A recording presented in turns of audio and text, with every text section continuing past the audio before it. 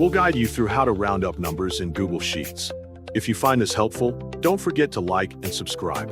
Open Google Sheets in your computer or laptop browser. Once the page appears, create a new spreadsheet or open an existing file where you want to perform the calculation.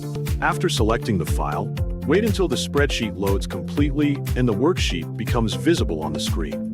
Take a moment to observe the worksheet so you can clearly see the rows, columns, and the data that is already present in the sheet.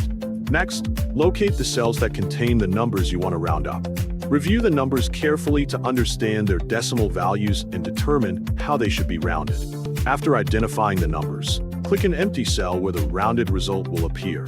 Move your cursor to the formula bar at the top of the spreadsheet so you can start entering the formula.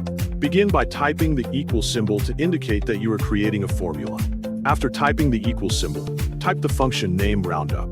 Click the cell that contains the number you want to round so that the cell reference automatically appears inside the formula. Once the cell reference is inserted, type a comma to separate the arguments within the function. Next, type the number of decimal places directly after the comma.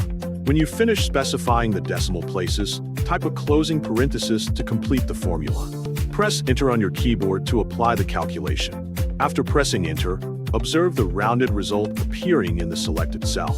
You will notice that the number is always rounded upward according to the number of decimal places you specified. To review the formula again, click the results cell once more. Check the formula displayed in the formula bar to ensure that everything has been written correctly. If the formula is correct and you want to apply the same rounding calculation to other rows, you can copy the formula quickly. To do this, drag the small handle at the corner of the formula cell downward if needed.